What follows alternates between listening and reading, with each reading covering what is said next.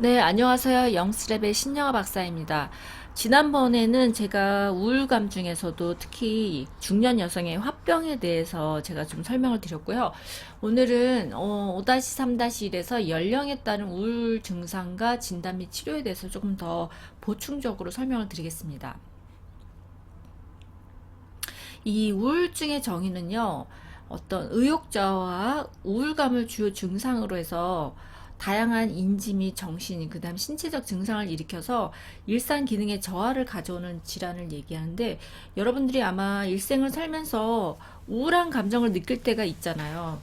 근데 우울감을 느끼는 거하고 우울증하고는 조금 차이가 있거든요. 예를 들면 우리가 살면서 뭐 어떤 가족의 상실, 뭐 누가 사망을 했다든지, 사업에 실패를 했다든지, 아니면 시험에서 좌절을 했다든지, 이런 어떤 원인에 의해서 일시적으로 기분이 다운되고 우울할 수 있어요. 우울한 감을 느낄 수 있지만, 어느 정도 시간이 지나면 그 감정이 다시 해소돼서 다시 일상생활로 돌아올 수 있죠. 감정의 무드가 다시 올라오죠. 근데 이 우울증이라는 거는 그 아래로 기분이 다운된 상태로 계속 지속되는 거예요. 그래서 심지어는 뭐 식사도 잘 못하고 잠도 잘 못 자면서 일상생활에 지장을 줄 정도로 이런 기간이 오래 지속되는 것이 이제 우울증이죠. 그래서 그냥 일상적인 우울감은 다시 정상으로 돌아오지만 우울증은 정상으로 못 돌아오는 게 그 차이라고 볼 수 있고요. 우울증의 원인은 뭐 사회적 요인도 있고 환경적 요인도 있고 생물학적 요인, 유전적 요인, 심리적 요인, 다양한 요인들이 복합적으로 통합적으로 오지 뭐 딱 한 가지 이유라고 보기는 참 어렵습니다. 우울증의 증상을 보면요, 우울감이죠. 핵심 증상이 우울감. 그 다음에 삶에 대해서 아주 흥미도 없고 관심도 없고 에너지가 떨어지는 거죠. 관심이 상실하고, 특히 가장 심각한 거는 이제 입원을 고려해야 되는 것들이 어떤 거냐면, 우울증 환자들은 공공연하게 자기가 우울한데 죽고 싶다는 말을 입으로 내뱉어요. 자기가 말로 표현을 하거든요. 근데 이 말을 여러분들이 그냥 흘려들으시면 안 되고요. 실제로 3분의 2 정도가 자살을 생각하고, 이 중에서 한 10에서 15%가 자살을 실제로 감행을 합니다. 시행을 합니다. 그리고 일부 환자들은 자신이 우울증인 걸 잘 알지 못하고 그냥 일상생활이 굉장히 위축되고 기능이 떨어져서 자기 기분에 대해서 뭔가 불편감을 호소하지도 못할 정도가 되는 사람들도 많고요. 또 삶의 에너지가 굉장히 바닥이에요, 바닥. 그러다 보니까 뭔가를 할 의욕이 전혀 없는 거죠. 뭔가를 할 의욕이 없고 뭔가를 할지도 못해요. 그리고 식욕이 감소돼서 거의 거식증, 밥을 잘 안 먹죠. 그리고 체중 저하도 보이고, 그리고 거의 잠을 잘 못 자요. 그러니까 아주 특징적인 증상이 식욕 감소, 그 다음에 수면 불면증을 호소하는 경우가 굉장히 많죠. 근데 간혹 일부 환자들은 반대의 증상을 보이는 사람들도 있어요. 식욕이 아주 비정상적으로 증가하거나, 그 다음에 아주 수면을 비정상적으로 많이 자는 사람도 간혹 있지만, 대부분은 식욕 감소하고 수면 감소를 좀 호소합니다. 아까 제가 얘기했듯이 에너지 상실. 그러니까 우리가 보통 일상생활을 할 수 있는 에너지가 없기 때문에 어떤 일을 하려는 동기도 없고 의욕도 없고, 또 어떤 가업을 주어졌을 때 그거를 끝까지 끝마치는데 굉장히 어렵고요. 그러다 보니까 아무래도 공부하는 학생이라면 학업 성적이 떨어지겠죠. 그리고 직장인이라면 정상적인 업무를 끝내지 못하는 경우가 굉장히 많습니다. 그리고 아까 제가 수면장애 얘기했잖아요. 우울증 환자들은 대부분 한 80% 정도가 수면장애를 호소하는데, 보통 이렇게 얘기하죠. 아침까지 충분히 잠을 못 잤고, 또 중간에 잠을 자꾸 깨고, 그 다음에 수면 시간도 짧고, 또 수면도 우리가 충분히 깊은 잠을 자야 되는데 깊은 잠을 잘 못 잤다, 이렇게 호소하는 경우가 많고요. 그러다 보니까 이 환자들이 아침에 증상이 더 심하고 오후엔 조금 좋아지는 경향도 보이고, 수면을 잘 못 자니까 아무래도 집중력 저하와 인지 기능 저하까지도 보이는 경우가 많습니다. 자, 그러면 우리가 그 증상 나이에 따라서 조금 우울 증상이 좀 달라질 수 있거든요. 그래서 나이에 따라서 제가 조금 소개를 하겠습니다. 일단 소아나 청소년들은 증상이 조금 어른들하고 달라요. 예를 들어서 아이가 갑자기 막 짜증을 내면서 학교를 안 가겠다고 하든지, 아니면 원래 그런 아이가 아니었는데 반항을 하면서 뭐 가출을 한다든지, 아니면 비행을 저지른다든지, 뭐 음주, 술이나 담배 등 뭐 어떤 비행을 저지른다든지, 그다음에 학교를 거부하고 학교를 안 가겠다고 한다든지, 그다음에 성적이 원래는 공부를 좀 하는 학생이었는데 성적이 너무 바닥으로 떨어진다든지, 그다음에 여러 가지 신체 증상, 여기가 아프다, 저기가 아프다, 뭐 머리가 아프다. 제가 예전에 보니까 학생들 보니까 갑자기 뭐 머리가 너무 아프다, 그래서 공부를 못 하겠다, 이런 경우도 있고, 뭐 아니면 갑자기 과업 증상이 나타난다든지, 어지럽다고 한다든지. 근데 이렇게 막 여러 가지 신체 증상을 호소하는데 실제로 병원을 가서 검사를 해보면 어떤 신체적 증상이 우리가 명확하게 객관적인 데이터로 보이진 않거든요. 근데 본인은 계속 뭔가가 아프다고 호소를 하는 경우도 있고요. 그 다음에 또 청소년 같은 경우는 약물남용, 뭐 본드를 한다든지, 뭐 이런 약물남용을 한다든지, 그 다음에 청소년 비행. 제가 아까 얘기했죠. 갑자기 뭐 안 그러던 학생인데 술이나 담배나 뭐 아니면 뭐 오토바이를 탄다든지 본드를 한다든지, 아니면 뭐 나가서 아이들하고 어울려서 어떤 비행을 저지른다든지, 이런 경우. 그다음에 고산병, 이런 것들이 대부분 청소년들이 보이는 증상이고요. 그다음에 이제 중년들이 보이는 증상이 조금 달라요. 이제 뭐 갑자기 건강염려증, 뭐 여기저기가 너무 걱정되는 거야. 나 혹시, 예를 들어서 뭐 암의 증상에 대해서 설명을 했더니 나 혹시 암 아닌가? 그래서 여기저기 병원을 다니면서 검사를 하는 거죠. 근데 여기 병원을 가도 암이 아니라고 얘기를 해도 그걸 믿지 않는 거예요. 그래서 또 다른 병원 가서 또 다시 검사를 하고 또 다시 검사를 하고, 이런 건강 염려증이 있는다든지, 아니면 죄책감, 뭐 아이가 대학을 못 갔다든지, 아이가 공부를 못 한다든지, 뭐 이런 것들을 자기 때문이라고 생각하는 죄책감이 있다든지, 그 다음에 주변 사람들의 얘기를 끊임없이 의심하는 거예요. 믿지 못하는 거죠. 의심이 있다든지. 그 다음에 절망감, 공허감, 그 다음에 우리가 특히 중년들 보면 건망증이 심하잖아요. 특히 어머님들 보면 건망증 많이 심한데 건망증이 있다든지, 그 다음에 빈둥주의 증후군. 그러니까 부부가 아이를 한참 키울 때는 굉장히 바쁘게 아이들한테 집중해서 키우는데, 아이들이 이제 대학생이 돼가지고 다 커서 거의 집에 없죠. 뭐 직장을 나간다든지 학교를 간다든지 이러면 이제, 그리고서 아이들이 다 커서 뭐 독립을 한다든지 아니면 결혼을 한다든지 이러면 부부만 남게 되는데, 그때 굉장히 우울감을 느낀다는 거죠. 우울증이 느낀다는 거죠. 그리고 제가 지난번에 5-3에서 얘기했던 화병, 우리나라 중년 여성에게만, 한국 여성에게만 있는 화병이란 증상이 있다든지, 이런 것들이 중년에서 느끼는 증상이고요. 그 다음 노인들은 조금 증상이 또 달라요. 일단 신체적 증상이 더 많아요. 이렇게 우리가 여기저기 뭐 청소년이나 중년들은 어떤 심리적인 증상이 많은 거에 비해서 노인들은 허리가 아프다, 뭐 머리가 아프다, 무릎이 아프다, 여기가 저기 아프다고 증상을 많이 호소하고요. 그 다음에 두 번째, 불면, 잠을 잘 못 주무시는 거예요. 그리고 왠지 불안하고, 그리고 집중력과 기억력이 굉장히 떨어지는 거죠.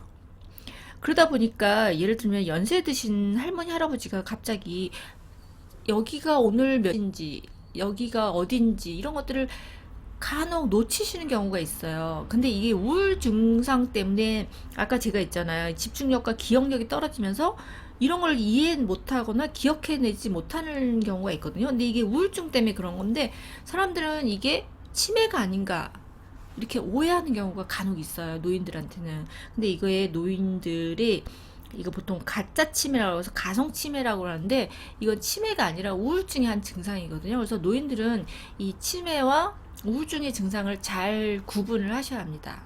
네, 이게 노인들에게만 있는 증상이죠.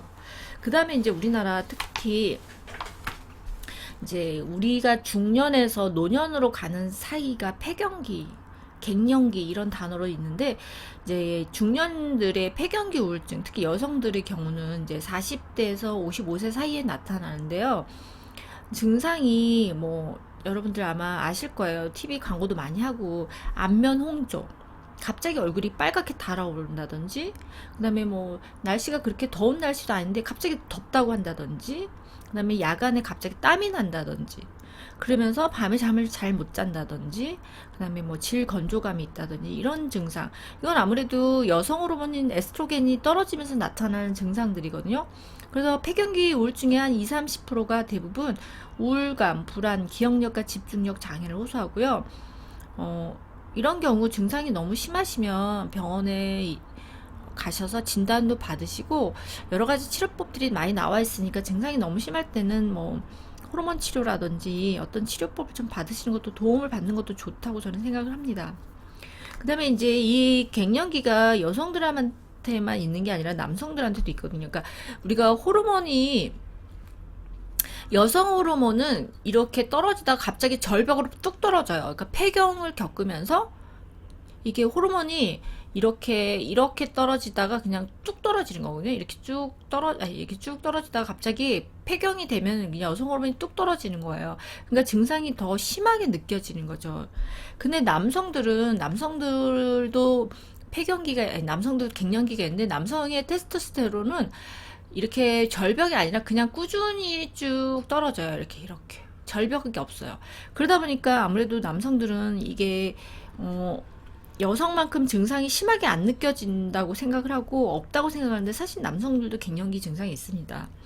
그리고 남성들은 이제 원인이 대부분 그 사회 활동을 많이 하다 보니까 외부적인 원인으로 인해서 우울증이 오는 경우가 많죠. 예를 들면 뭐 명예퇴직을 했다든지 회사에서 아직 한참 일할 나이인데 감원을 했다든지, 그다음에 뭐 사회에서 압박감, 뭐 예를 들면 임원이면 굉장히 어떤 목표 달성, 성취에 대한 압박감도 많죠. 그런데 낮은 성취감을 보인다든지, 또 내가 너무 열심히만 살아왔는데 나에 대한 보상은 없고 나를 알아주는 사람은 없고 이러니까 어떤 인생에 대한 회의감이 있다든지, 그러다 보니까 남성들 같은 경우는 아까 여성들은 이제 신체적 증상이 더 심했다면 남성들은 신체적 증상보다는 어떤 정신적인 고통이 훨씬 크죠. 그리고 우울감이 있고, 보통 그 남성하고 여성의 우울감이 있을 때 자살을 시도하는 경우는 사실 여성이 더 많아요. 그러니까 자살을 시도하는 경우는 여성이 더 많지만 성공하는 율은 남성들이 더 많습니다. 남성들이 더 2배 높습니다. 그래서 남성들은 대부분 이제 자존감이 떨어지거나 자존심이 떨어질 때 이거를 여성들처럼 신체적 증상이 심하면 그래도 여성들은 빨리 병원에 가서 치료를 받고 뭔가 조치를 하는데, 남성들은 그게 우울감이라고 생각하지 않고 그냥 어떤 사회적인 문제, 사회에서 나의 성과가 낮아서 이런 생각으로 술로 해결하는 경우가 많죠. 술이나 담배나 뭐 이런 쪽으로 해결하다 보니까 치료 시기를 놓치는 경우가 많습니다. 그리고 또 이제 특히 우리가 어떤 신체적 질병으로 인해서 우울감이 오는 경우가 많죠. 그러니까 대표적인 게 암 환자들이죠.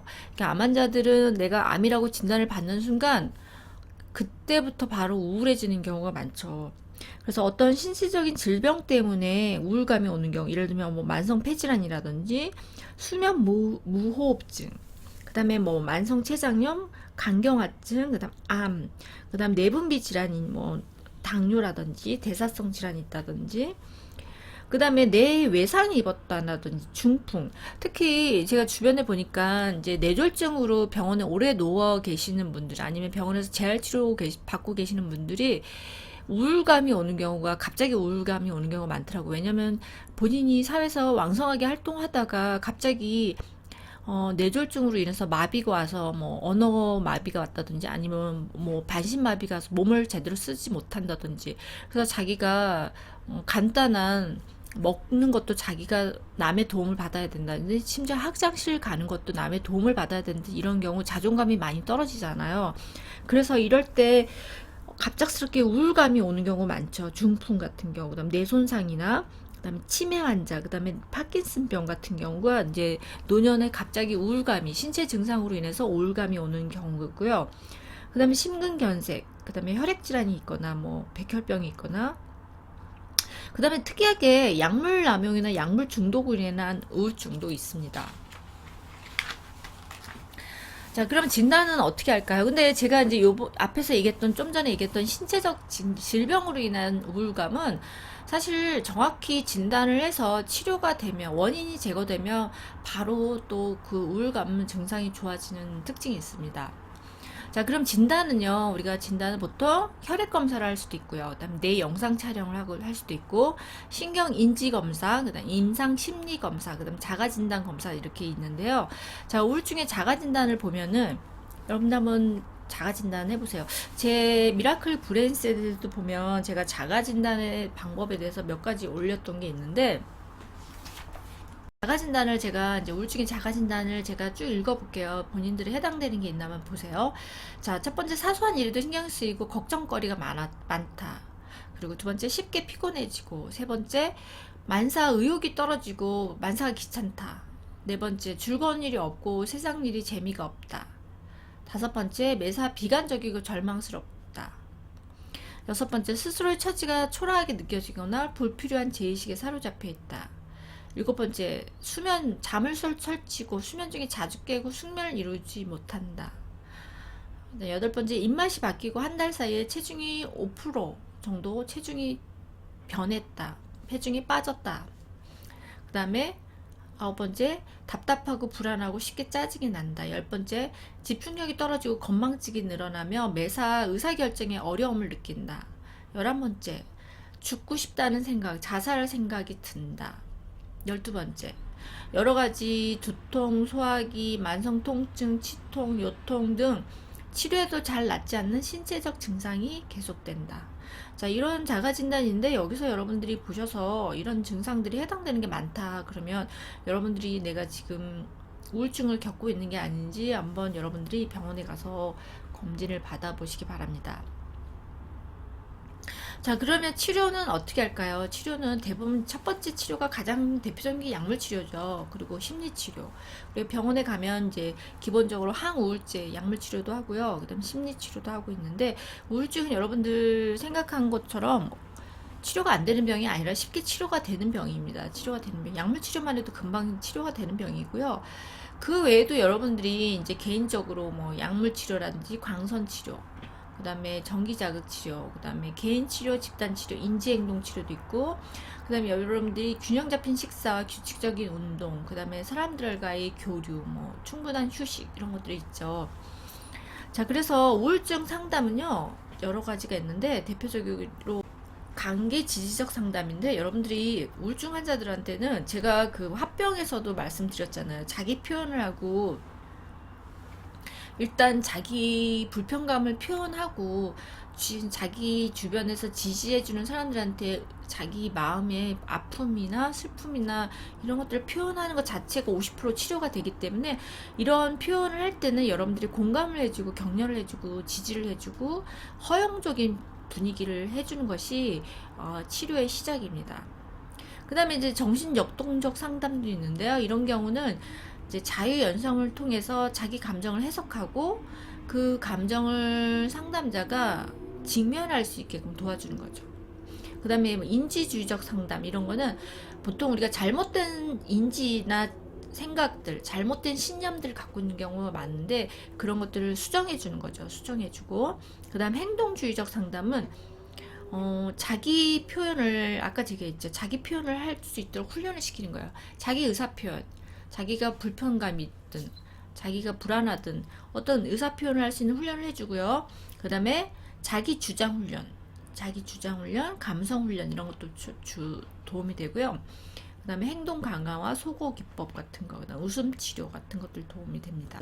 여러분들이 그 세로토닌, 그러니까 광선 치료라는 게 뭐 특별한 광선이 아니라, 여러분이 낮에 나가서 햇빛이 좋을 때 한 15분에서 30분 정도 걷거나 충분한 햇빛을 쬐거나 하시면, 우리가 그 태양으로부터 세로토닌 분비가 되면서 세로토닌 합성이 많이 되면서, 세로토닌은 우리의 행복 호르몬이라고 알려진 신경 전달 물질이거든요.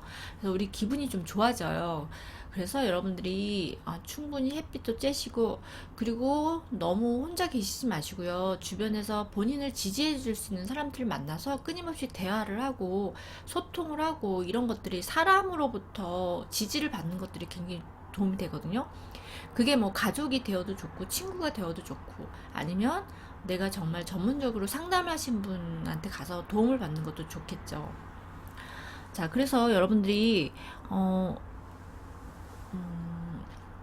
그 다음에 이제 뭐 그 아까 세로토닌 분비를 잘 하는 식품들이 있어요. 뭐 예를 들면 등푸른 생선이라든지 육류라든지 양배추, 맥주, 현미, 그다음 호두, 바나나 같은 거 이런 것들이 그 트립토판이 많은 식품들이 세로토닌의 원료가 되거든요. 그래서 그런 식품들도 많이 섭취하시면 도움이 될 것 같습니다.